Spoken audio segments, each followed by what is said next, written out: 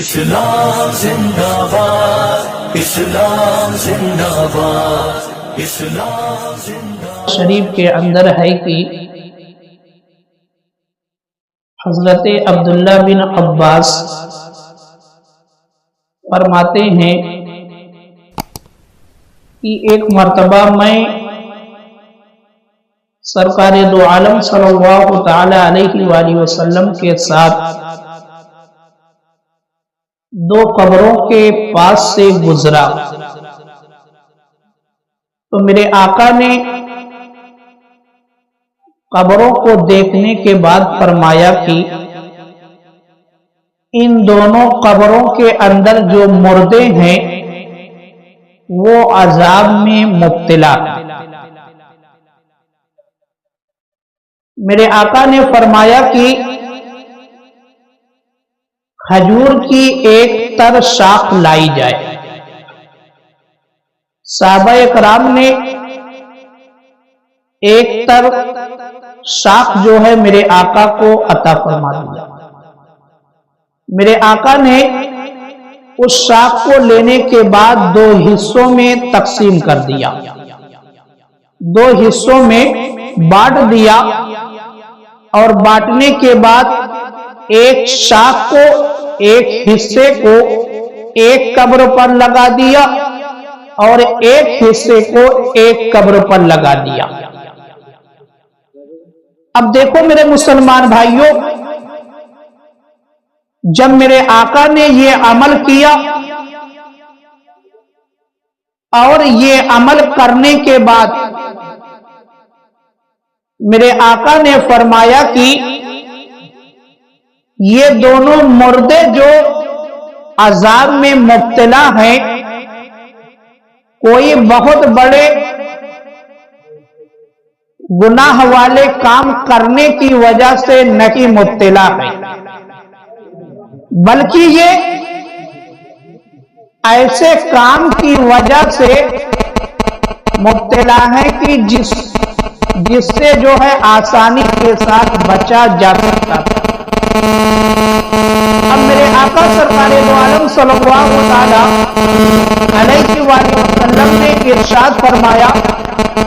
ایک مردہ پیشاب کے چھینٹوں سے نہیں بچتا تھا اور ایک مردہ جو ہے غیبت کرتا تھا، ایک مردہ غیبت کرتا تھا،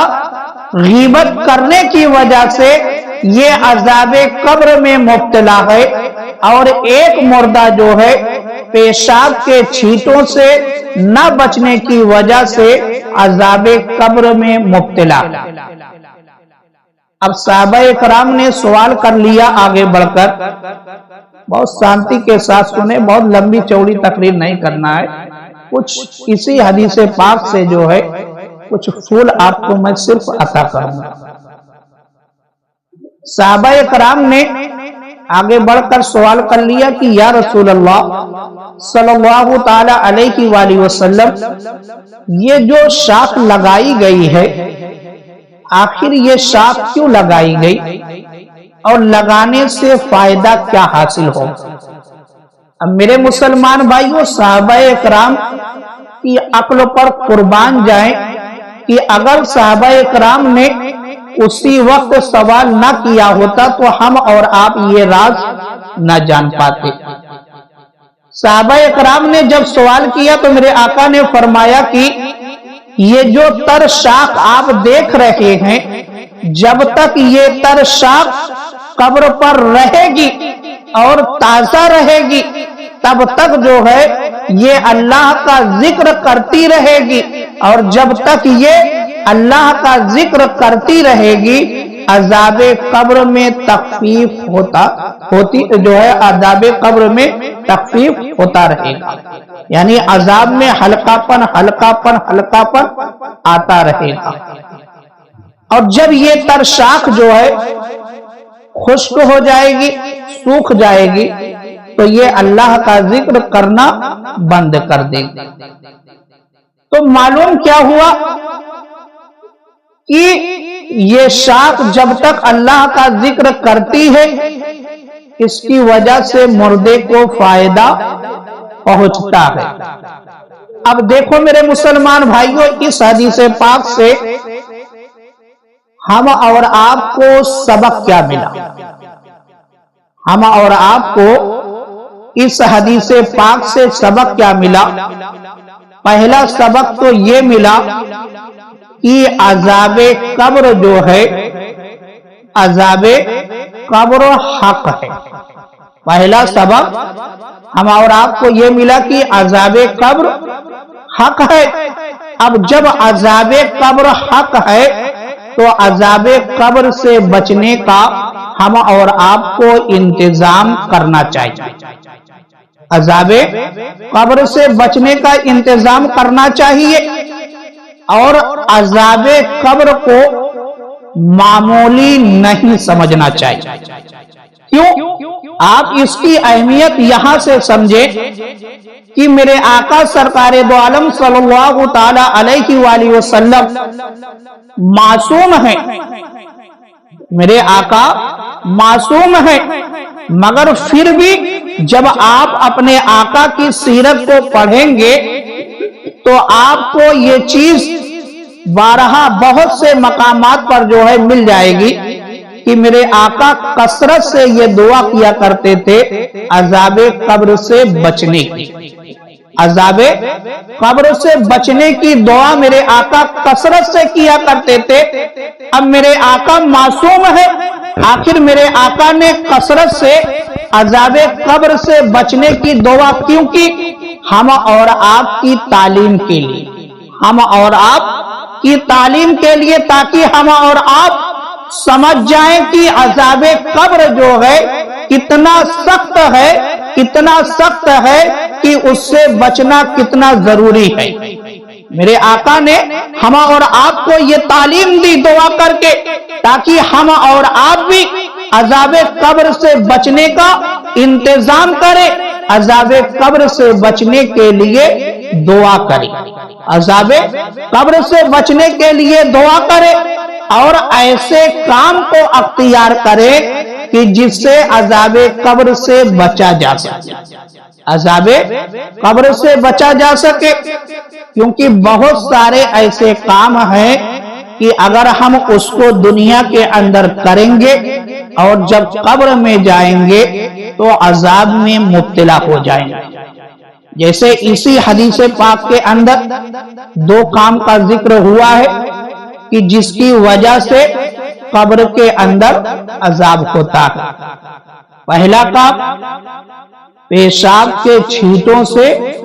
نہ بچنا۔ اب جیسے آج مسلمانوں کی کیفیت دیکھیں، مسلمانوں کی کیفیت کو ہم جب دیکھتے ہیں کہ اکثریت اب ایسی پائی جا رہی ہے کہ مسلمان بغیر استنجا کے رہتے ہیں، بغیر استنجا کے رہتے ہیں، اور دوسری چیز کھڑے ہو کر پیشاب کرتے ہیں۔ جب آپ بغیر استنجا کے رہیں گے تب بھی آپ کا کپڑا جو ہے ناپاک ہو جائے گا۔ کھڑے ہو کر آپ پیشاب کریں گے، پیشاب کا چھینٹا جو ہے آپ کے لباس پر آئے گا، آپ کے پیر پر آئے گا، اور جسم کے بہت سارے حصوں پر جائے گا۔ تو میرے آقا نے بتایا کہ اگر تم پیشاب کے چھینٹوں سے نہیں بچو گے اور جب قبر میں جاؤ گے تو عذاب میں مبتلا ہو جاؤ گے۔ تو اب ہم اور آپ کو کرنا کیا چاہیے؟ ہم اور آپ کو یہ کرنا چاہیے کہ جب بھی ہم پیشاب کے لیے جائیں تو پیشاب کے چھینٹوں سے بچنے کی پوری کوشش کریں، اپنے آپ کو بچائیں، اور بغیر استنجا کے ہرگز نہ رکھیں، بغیر استنجا کے ہرگز نہ رکھیں۔ جب بھی آپ پیشاب کریں استنجا ضرور کریں، کیونکہ استنجا جب آپ کریں گے تو آپ کا لباس بھی پاک رہے گا، آپ کا جسم بھی پاک رہے گا۔ اور جب آپ کا جسم یا آپ کا لباس پاک نہیں رہے گا تو حدیث پاک کے اندر آتا ہے کہ میرے آقا سرکار دو عالم صلی اللہ علیہ وآلہ وسلم نے ارشاد فرمایا کہ جس گھر میں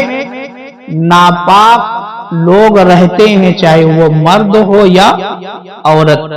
جو بھی مرد جو بھی عورت استنجا نہیں کرتا یعنی وہ ناپاک، اور وہ کوئی مرد گھر میں ہے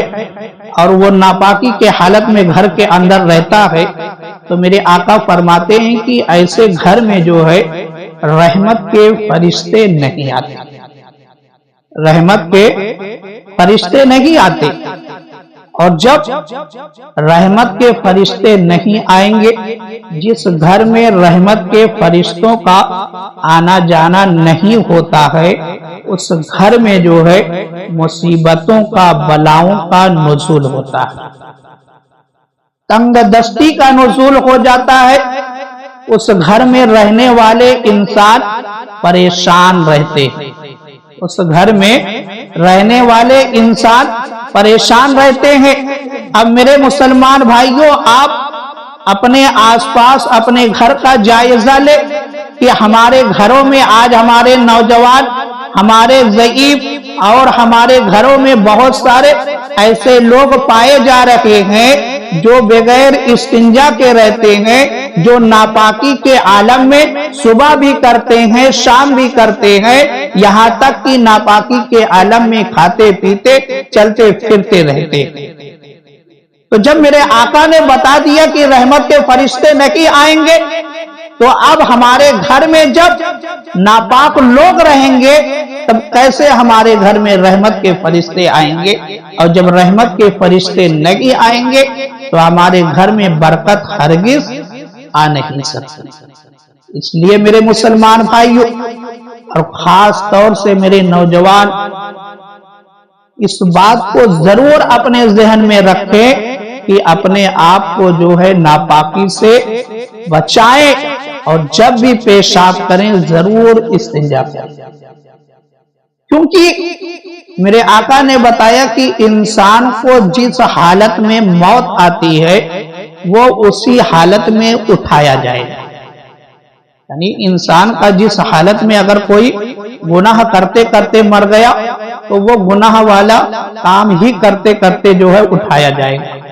تو اگر آپ ناپاکی کے عالم میں مر گئے تو آپ ناپاک ہی اٹھائے جائیں گے، آپ ناپاک ہی اٹھائے جائیں گے۔ اور یہ مومن کی شان نہیں ہے کہ وہ ناپاک رہے۔ مومن تو وہ ہوتا ہے جو ہمیشہ جو ہے پاک و صاف رہتا ہے، ہمیشہ جو ہے وہ اپنے آپ کو پاک و صاف رکھتا ہے، کیونکہ میرے آقا نے فرمایا ہے کہ صفائی جو ہے آدھا ایمان، صفائی آدھا ایمان ہے۔ تو میرے مسلمان بھائیوں، اپنے آپ کو جو ہے پاک و صاف رکھیں، اور اپنے گھر بار کو بھی پاک و صاف رکھے، اپنے آس پاس کو جو ہے اس کو بھی پاک و صاف رکھا جائے۔ اور میرے مسلمان بھائیوں، اس حدیث پاک سے ایک بات اور آپ کو معلوم ہوئی، وہ یہ ہوئی کہ قبروں پر جو ہے کوئی ایسی چیز رکھنا جو تر ہو، جیسے میرے آقا نے کھجور کی تر شاخ لگائی، اور میرے آقا نے بتایا کہ جب تک یہ شاخ تر رہے گی اللہ کا ذکر کرتی رہے گی، اور اس کی وجہ سے جو ہے مردے کے عذاب میں تخفیف ہوتی رہے گی، مطلب عذاب کم ہوتا رہے گا۔ تو میرے مسلمان بھائیوں، اب ہم اور آپ کو چاہیے کہ جب ہم قبرستان جائیں تو کوئی ایسی چیز لے کر جائیں کہ جس سے ہمارے مردے کو فائدہ پہنچے۔ جیسے اکثریت سے ہوتا کیا ہے کہ لوگ قبروں پر پھول ڈالتے ہیں، قبروں پر پھول ڈالتے ہیں، اور یہ پھول کا ڈالنا جو ہے اسی حدیث سے ثابت ہوتا ہے، کیونکہ پھول بھی جو ہے وہ تر ہوتا ہے، اور جب تک وہ قبر پر رہے گا اللہ کا ذکر ہوتا رہے گا، کیونکہ دنیا کی ہر چیز جو ہے اللہ کا ذکر کرتی ہے، دنیا کی ہر چیز یہ اور بات ہے کہ ہم اور آپ نہیں سمجھ پا رہے ہیں، مگر چاہے درخت ہو چاہے پتھر ہو، ہر چیز جو ہے اپنی زبان میں اللہ کا ذکر کرتی ہے۔ یہ اور بات ہے کہ انسانوں میں کچھ ایسے انسان ہو گئے کہ جو صبح میں بھی اللہ کا دیا ہوا رزق کھاتے ہیں، شام میں بھی کھاتے ہیں، مگر اللہ کا ذکر نہیں کرتے۔ یہ واحد انسانی جماعت ایسی ہے جو اللہ کے ذکر سے غافل ہے، ورنہ دنیا کی ہر چیز جو ہے اللہ کا ذکر برابر کرتی رہتی ہے۔ تو میرے مسلمان بھائیوں، ہم اور آپ کو بھی اللہ کا ذکر کرنا چاہیے، کثرت سے کرنا چاہیے، کیونکہ اگر ہم اللہ کا ذکر نہیں کریں گے ہرگز جو ہے اللہ کو راضی نہیں کر سکتے، ہرگز اللہ کو راضی نہیں کر سکتے۔ اب اللہ کا ذکر نماز پڑھیں گے تب بھی اللہ کا ذکر ہوگا، تلاوت کریں گے تب بھی اللہ کا ذکر ہوگا، استغفار کریں گے اللہ کا ذکر ہوگا، آپ اللہ کریں گے تب بھی اللہ کا ذکر ہوگا۔ بہت سارے ذریعے ایسے ہیں جس سے جو ہے اگر ہم اس کو اپناتے ہیں تو اللہ کا ذکر کرنے والے ہو جائیں گے۔ تو جب ہم پھول کو قبر پر ڈالتے ہیں، وہ پھول اللہ کا ذکر کرتا ہے، اس سے ہمارے مردے بھائی کو فائدہ پہنچتا ہے۔ اور جیسے اب یہاں پر سوال یہ پیدا ہوتا ہے کہ عام مسلمان کے قبر پر پھول ڈالا جاتا ہے، اس کے عذاب میں تخفیف ہو جاتی ہے، اور اولیاء کرام کی مزار پر پھول ڈالا جاتا ہے، تب کیا ہوتا ہے؟ تو میرے مسلمان بھائیوں، جہاں ہمارے مسلمان بھائی کے عذاب میں کمی آتی ہے، وہیں پر جب پھول اولیاء کرام کے مزارات پر ڈالا جاتا ہے تو یہ پھول جب اللہ کا ذکر کرتا ہے تو اللہ والوں کے دلوں کو سکون ملتا ہے۔ اللہ والے جو ہوتے ہیں وہ اللہ کا ذکر جب سنتے ہیں تو ان کے قلب کو سکون ملتا ہے، اطمینان ملتا ہے۔ کیوں؟ کیونکہ اللہ تعالیٰ نے خود قرآن مجید کے اندر ارشاد فرمایا ہے، الا بذکر اللہ تطمئن القلوب۔ تو اب میرے مسلمان بھائیوں، ہم نے جب پھول ڈالا اولیاء کرام کے مزارات پر تو اولیاء کرام کے قلب کو سکون ملتا ہے، اور ہم نے جب اپنے مرحوم بھائی کے قبر پر پھول ڈالا تو ہمارے مرحوم بھائی کو فائدہ ملتا ہے۔ اس لیے جب آپ قبرستان جائیں تو کوشش یہ کریں کہ تازہ پھول جو ہے لے کر جائیں تاکہ قبر پر ڈال دے۔ اور ایک سبق اس حدیث پاک سے ہم اور آپ کو یہ بھی ملا کہ میرے آقا سرکار دو عالم صلی اللہ تعالی علیہ وآلہ وسلم کو اللہ تعالیٰ نے ایسی نظر عطا فرمائی ہے کہ آپ جس طریقے سے زمین کے اوپر کی چیزوں کو دیکھتے ہیں اسی طریقے سے زمین کے نیچے کی بھی چیزوں کو میرے آقا دیکھتے ہیں، کیونکہ میرے آقا نے زمین کے اوپر کھڑے ہو کر یہ بتایا کہ زمین کے اندر جو مردے ہیں وہ عذاب میں مبتلا ہے، اور صرف میرے آقا نے یہی نہیں بتایا، اب اپنے آقا کا علم بھی دیکھے کہ میرے آقا نے یہاں تک بتا دیا کہ یہ مردے جو ہے کس گناہ کی وجہ سے عذاب میں مبتلا ہے۔ میرے آقا نے بتایا کہ ایک پیشاب کے چھینٹوں سے نہیں بچتا تھا اور دوسرا جو ہے وہ غیبت کرتا تھا، یعنی میرے آقا سرکار دو عالم صلی اللہ تعالی علیہ وآلہ وسلم کی نظروں کے سامنے جو ہے ان کے عذاب بھی تھے، اور کس وجہ سے یہ عذاب میں مبتلا تھے یہ چیز بھی میرے آقا کی نظروں کے سامنے۔ تو میرے مسلمان بھائیوں، میرے آقا کو اللہ تعالیٰ نے ایسی نظر عطا فرمائی جس کا مقابلہ دنیا کا کوئی بھی انسان، کوئی بھی بشر نہیں کر سکتا۔ اور میرے آقا سرکار دو عالم सल्लल्लाहु ताला अलैहि वसल्लम की नजरों के बारे में जो है हजरत आयशा सिद्दीका रज़ियल्लाहु ताला अन्हा फरमाती हैं कि मेरे आका जिस तरीके से दिन के उजाले में देखा करते थे उसी तरीके से जो है मेरे आका तारीकी में भी देखा करते थे। यानी मेरे आका के लिए न दिन का उजाला और न रात जो है अंधेरी रात होती है, उसमें भी कोई भी चीज ऐसी नहीं थी जो देखने से रोक सकती। मेरे आका दिन में भी देखते उसी तरीके से और रात में भी देखते थे उसी तरीके से। और एक खूबी ये भी देखें कि मेरे आका सरकार दो आलम सल्लल्लाहु ताला अलैहि वसल्लम जिस तरीके से आप सामने देखते थे उसी तरीके से आप पीछे भी देखा करते थे, उसी तरीके से आप पीछे भी देखा करते थे। यानी न सामने वाली चीज आपसे पोशीदा होती थी और न पीछे वाली चीज आपसे पोशीदा होती थी। और इस चीज को मेरे आका ने खुद अपनी ज़बान मुबारका से ऐलान किया। हजरत अनस फरमाते हैं कि एक मर्तबा मेरे आका सरकार दो आलम सल्लल्लाहु ताला अलैहि वसल्लम ने सहाबाए कराम से फरमाया कि ऐ मेरे गुलामों, ऐ मेरे जानिसार साथियों,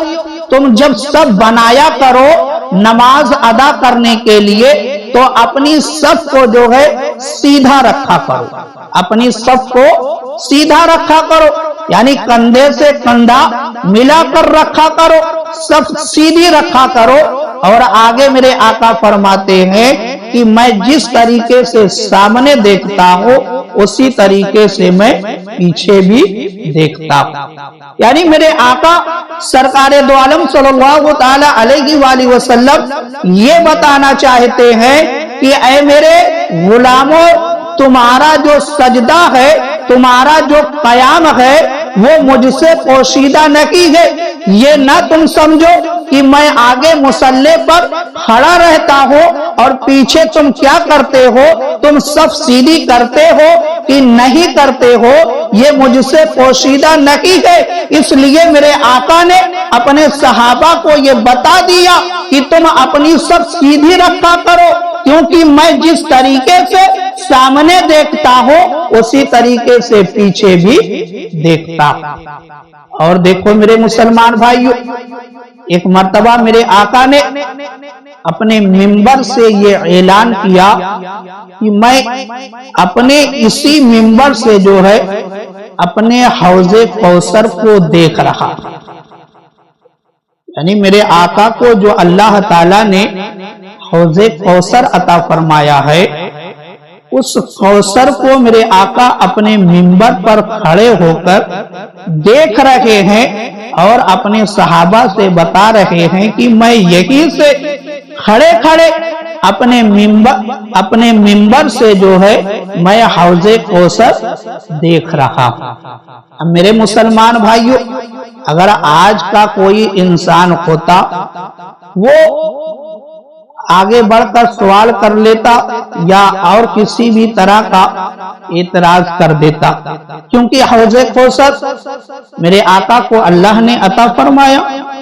मगर साहबा ने तो अभी देखा नहीं है। तो साहबा इकराम एतराज कर सकते थे, मगर साहबा इकराम ने एतराज नहीं किया, बल्कि मेरे आका ने जो फरमाया उसी को साहबा इकराम ने कबूल कर लिया। तो मालूम क्या हुआ कि साहबा इकराम का भी यही अकीदा था कि मेरे आका को अल्लाह ताला ने ऐसी नजर अता फरमाई है, ऐसी नजर अता फरमाई है कि मेरे आका सामने भी देखते हैं और पीछे भी देखते हैं, कोई भी चीज जो है मेरे आका से पोशीदा नहीं है। इसीलिए तो सैयदी सरकार आला हजरत फरमाते हैं, और कोई गैब क्या तुझसे नेहा हो भला, जब ना खुदा ही छुपा तुम पे का रोड़ो। तो मेरे मुसलमान भाइयों, ये हदीस पाक जो है हम और आपको बहुत सारे सबक से जो है माला माल करती है। اور اسی حدیث پاک سے جو ہے ہم اور آپ کے کئی کام بھی جو ہے واضح ہو جاتے ہیں۔ تو میرے مسلمان بھائیوں، جب کوئی بھی گفتگو، کوئی بھی بات سنی جائے تو پورے اطمینان کے ساتھ سننا چاہیے۔ اور فائدہ کب حاصل ہوتا ہے؟ مطلب اگر ہم کچھ حاصل کرنا چاہتے ہیں تو کب حاصل کر پاتے ہیں؟ اس وقت تک ہم حاصل نہیں کر پائیں گے جب تک ہم کسی مجلس میں اس نیت سے اور اس ارادے سے نہیں بیٹھیں گے کہ ہم کو کچھ سیکھنا، ہم کو کچھ سیکھنا ہے، تب تک ہم کچھ حاصل نہیں کر سکتے۔ اب اگر کوئی یہ سوچے کہ مجھ کو بہت زیادہ آتا ہے، کیا ضرورت ہے اس مجلس میں بیٹھنے کی، تو ایسا شخص جو ہے کبھی کچھ حاصل نہیں کر سکتا، کیونکہ ہمارے اسلاف نے ہم اور آپ کو یہی سکھایا ہے کہ جب بڑوں کے پاس جایا جائے تو اپنے آپ کو خالی کر کے جایا جائے۔ جب بڑوں کے پاس جایا جائے تو اپنے آپ کو خالی کر کے جایا جائے، تب تو جو ہے ہم کچھ بڑوں سے سیکھ پائیں گے، کچھ اہل علم سے حاصل کر پائیں گے۔ معلوم ہے وقت کا مجدد الفسانی علیہ الرحمہ، جب آپ خواجہ غریب نواز علیہ الرحمہ کے دربار میں گئے ہیں، آپ وقت کے مجدد تھے، بہت بڑے عالم دین تھے، ولی کامل تھے، مگر جانے کا انداز دیکھو کہ جب آپ میرے آقا خواجہ غریب نواز علیہ الرحمہ کے دربار میں حاضری لگانے کے لیے گئے، زیارت کے لیے گئے، تو اپنے آپ کو جو ہے دروازے پر ہی بالکل خالی کر لیا، اپنے آپ کو بالکل خالی کر لیا، یعنی اپنے آپ کو یہ تصور کر لیا کہ میں بالکل جاہل ہوں، میرے پاس کوئی علم نہیں ہے، میں دربار میں آیا ہوں کچھ حاصل کرنے کے لیے، کچھ پانے کے لیے۔ اس نیت سے، اس ارادے سے جو ہے جب مجدد الفسانی علیہ الرحمہ میرے آقا خواجہ غریب نواز علیہ الرحمہ کے دربار میں گئے ہیں، تو ایسا آپ پر کرم ہوا ہے، ایسا کرم ہوا کہ آپ کا دامن جو تھا وہ بھر گیا۔ تو اس واقعے سے ہم اور آپ کو یہی سبق ملتا ہے کہ ہم جب بھی کسی مجلس میں جائیں، اپنے آپ کو خالی کر کے جائیں اور کچھ پانے کی، کچھ حاصل کرنے کی نیت سے جو ہے کسی مجلس میں بیٹھے، تاکہ زیادہ سے زیادہ فائدہ حاصل کیا جا سکے۔ اللہ تعالیٰ کی بارگاہ میں دعا ہے کہ مولا تعالیٰ ہم سب کو عمل کرنے کی توفیق عطا فرما۔ وآخر دعوانا